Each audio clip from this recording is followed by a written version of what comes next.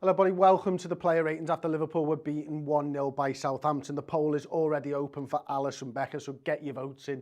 You've got a minute to vote. To vote, then all you need to do is, well, it's underneath me, isn't it? You need to type into the chat, !vote, and then a space, and then the number, and press the enter button. Your vote will be cast and counted as part of the overall Redmen TV player ratings.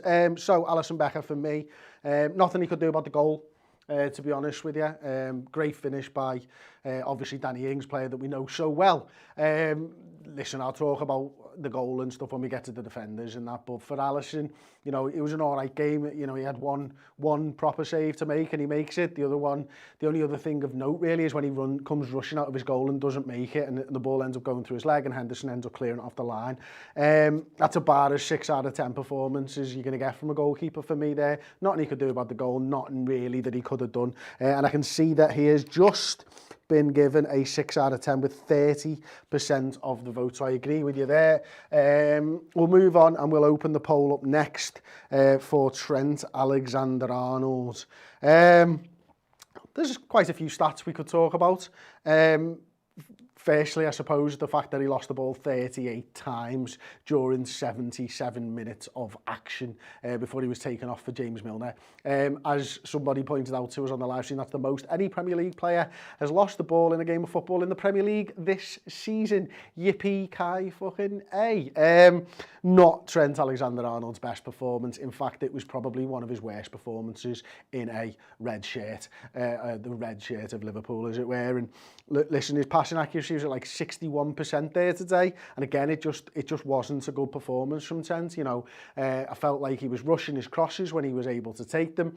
He didn't have an outlet pass at times, you know, first half certainly, you know, so Alex Oxlade-Chamberlain there for him to pass to. It just seemed to be too easy and predictable that he was just going to try and launch something down the wing for Mo Salah, and you know, a couple of decent crossfield passes, but generally speaking, I think, you know, personally I'm giving him a 4 out of 10 for that performance, and I can see that he has been given, wow, a 1 out of 10. So I'm going to go with 1 out of 10 for YouTube, 4 out of 10 for CP. So I'm going to put that on there. I've got a funny feeling that there might be a lot of Mancs in this one, and I'm surprised actually, because if I was a Manc in this chat, I'd be giving him a 10 out of 10. So maybe it isn't Mancs, maybe it's Liverpool fans. Anyway, we've opened the poll up for centre-back Jordan Henderson. Listen, I need to talk about it as well, because it's the goal, isn't it? You know, Henderson drops maybe a yard deeper than everybody else and plays Danny Ings onside, but it's Trent Alexander-Arnold who makes just a terrible mistake for me by not getting the ball. Just put it out for a corner or something.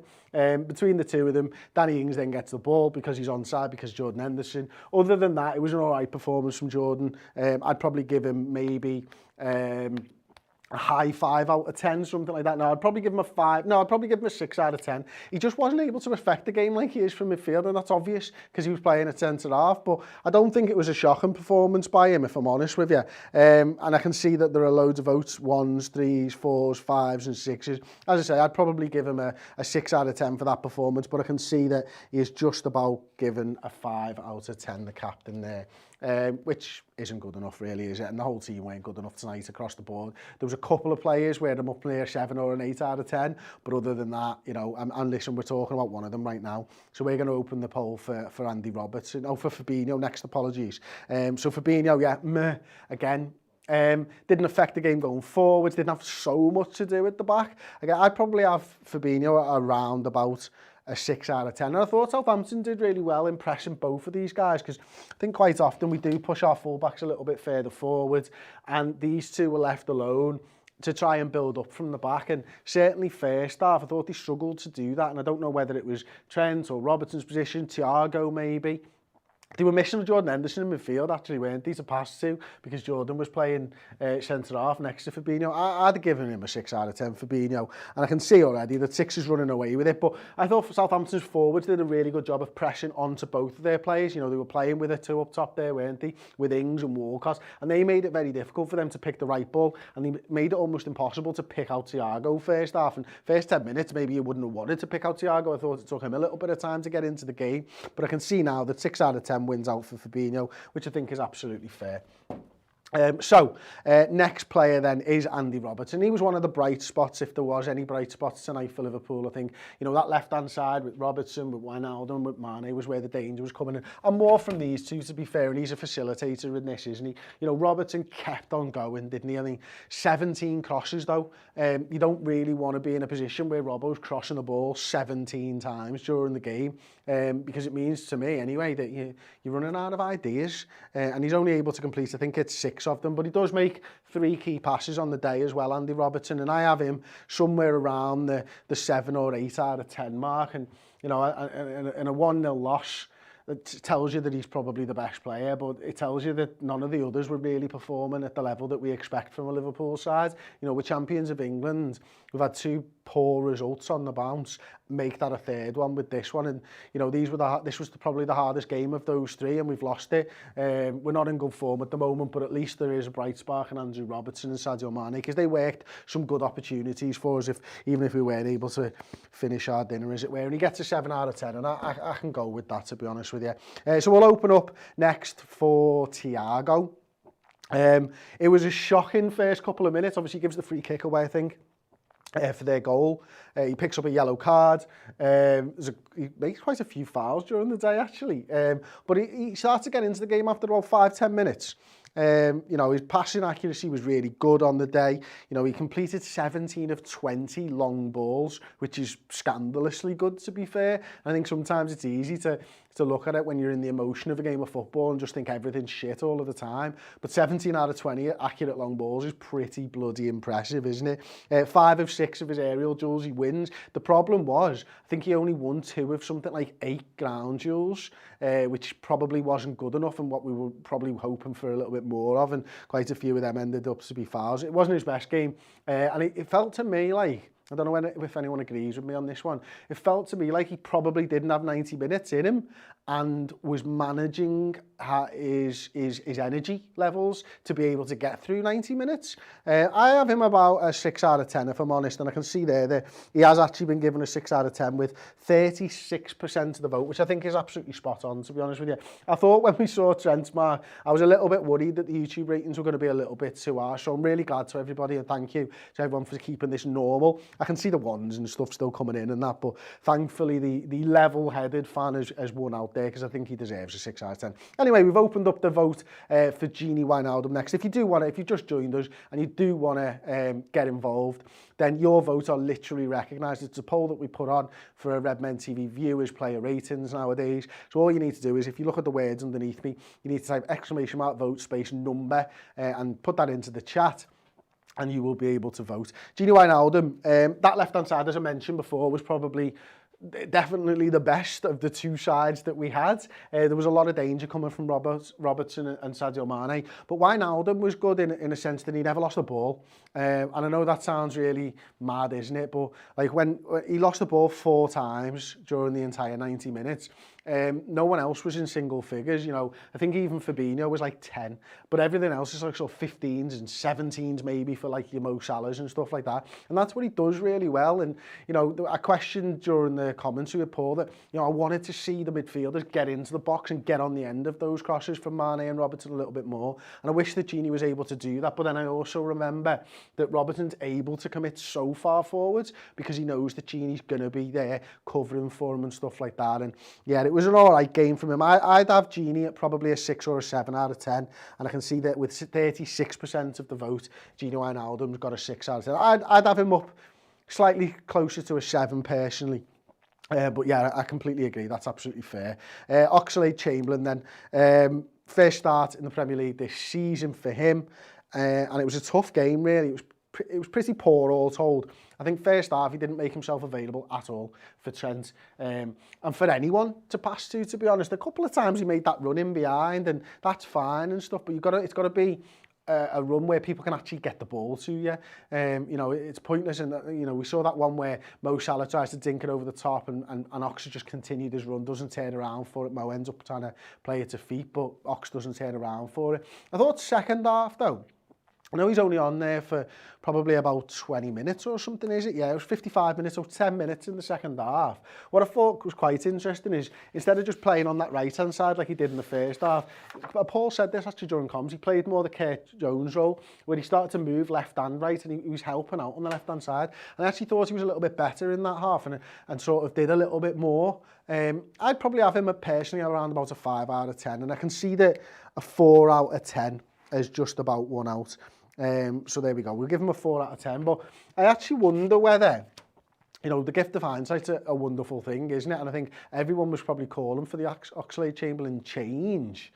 I actually wonder whether that first 10 minutes of the second half, that was probably when we looked our most dangerous. And I actually thinking back now, looking at it, wondering if Klopp did it again, I wonder whether he actually would take Ox off there.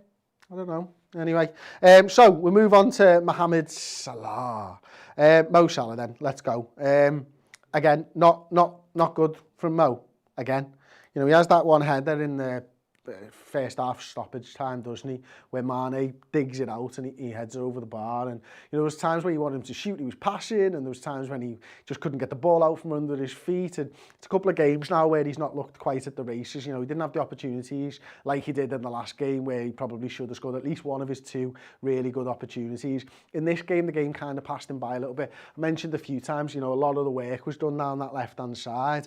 So Mo was ending up coming up inside quite often, into the really crowded area of Southampton's defence. You know, they have that 4 at the back, but then also the other forwards dropping in. The 2 midfielders were dropping in to be DMs. That's where we were struggling, and we couldn't just find any space in the box to be able to get any shots off, which is why we took 74 minutes to get a bloody shot on target from Sadio Mane. I'd have Mo personally at a 5 out of 10. I think that's where he should be ending up, and I can see that a 3 out of 10 has been given for Mo Salah, and I'll do the same. I'll do YouTube 3 out of 10, Chris 5 out of 10. For what it's worth. So we'll open up the poll next for Sadio Mane. Mentioned it a few times. That left-hand side was certainly the brightest. And if Andy Robertson wasn't our man of the match, then Sadio Mane must have been our man of the match, because, you know, he was the most dangerous. You know, he has that shot, doesn't he, where he digs it out in the first half and goes flying over the bar when he cuts inside on his right foot. He has the other one where he gets the only shot on target. He has the other one where Stevens comes across and slides in before Forster's forced into making a save inside the 6-yard box at the near post at the left-hand side. And everything that we did that was good came through Sadio Mane, either him turning a man and getting to the byline. He had a hell of a battle with their right back, who I thought played brilliantly against Sadio, to be fair. And yeah, it just wasn't his night there for Sadio tonight, like it wasn't for many of the Liverpool players, and certainly was our best player. But he just never seemed to get that clear-cut opportunity that you wanted him to get, other than maybe the one where Stevens comes flying across. And yeah, it's just one of those nights, wasn't it? We could have played a month of Sundays and we wouldn't have won that game, unfortunately. So he's been given a 7 out of 10 with a huge 50% of the votes gives him a 7 out of 10. I would have him somewhere between a 7 and an 8, so I think 7's absolutely fair there. We'll open up the poll next for Roberto Firmino, and not enough from him tonight. You know, I don't know whether... I know that we're missing Jota. We're missing someone who's a little bit maybe more clinical at the moment. And Jota was certainly in clinical form going into this game. Now, Bobby Firmino did a lot of good stuff. You know, that amazing turn where he rips the man over on the left-hand side of the penalty area. But not enough in the area. And again, you know, I've got a caveat with the fact that Southampton defended really well, and they defended in numbers, and yet they were still able to attack and cause Liverpool problems at the same time. But I expected to see more of Bobby Firmino trying to find some space, or at least occupy one of those DMs, so that maybe we could get a runner in from the midfield. Didn't really see enough from Bobby Firmino tonight, and yeah, just a very much a 6 out of 10 performance for me from Bobby. And I can see with just a few seconds left, 43% of the votes, 5 does actually win out for Bobby. And I think it was a 6 personally, but yeah, understandable. And then we're going to move it on to Shaqiri. He's probably going to be the last poll that I open up. Probably won't do one for James Milner. Shaqiri comes on. He actually made 2 key passes, I noticed, in the stats. I don't remember any of them. In fact, I felt the game passed him by a little bit, to be honest with you. You know, he was trying to drop deep, and he looked like a man tonight who's been asked to play midfield. We've seen him play midfield before, but he looked lost in that midfield, and looked to me like he was struggling getting into the game. And you know, there was times where he just hit a couple of really poor crosses where it was really low. I think I even commented he might have been the only man that could have headed that ball because he just p-rolled it across the floor and stuff like that. And I think Shaqiri will be disappointed. You know, again, there's caveats to loads of this stuff, isn't there? Is that, you know, he's not fit and we're asking him to come on and get a goal for Liverpool Football Club or spark us into life so that one of the front three lads can get a goal. And I'm not sure that's a really fair representation of where Shaqiri is at right now with his match fitness and his sharpness. And so I thought it was a bit of a struggle for him. I had him down as a 5 out of 10, and I can see that the chat has actually given him a 5 out of 10 as well. Just had a super chat while before I talk about James Milner. Joe Games, and thank you so much. I think Liverpool should buy Harry Kane. What do you think? Yeah, if he's available for free, I'd absolutely take Harry Kane because he's a good number 9. Is that Harry Kane? I think he's going to have a decent career. James Milner then, for me, I'm going to give him a 6 out of 10. He comes on with about 13 minutes of normal time left. He gets absolutely clattered at one point. He tried to affect the game. I'll be honest, I'm bored of player ratings right now. I love doing these when Liverpool win. I absolutely hate doing player ratings when Liverpool lose. Because it was just, and it's not just because Liverpool have lost tonight, it's just that the performance was so shit.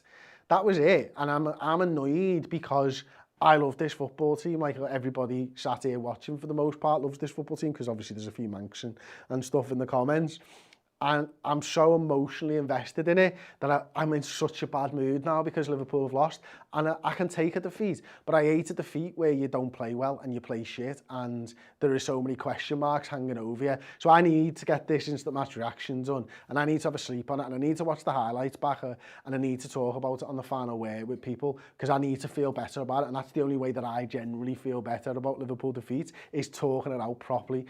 So yeah, if you're a YouTube member, club captain or club legend level, you will get the final word on you as part of your YouTube membership. Obviously we'll be doing the final word for everybody on the Redmen TV website as well. Thank you so much for voting. Thanks for not making it a shit show as well. I think those ratings are pretty fair. I can understand the piss poor performance from Trent and why he's giving him a 1. I think it's a little bit harsh on the Mo Salah one, but no, it is what it is. Liverpool will be back. Liverpool will win games of football again, and eventually we will exit a national lockdown. Thank you very much for watching. I'll see you next time. Ta-ra.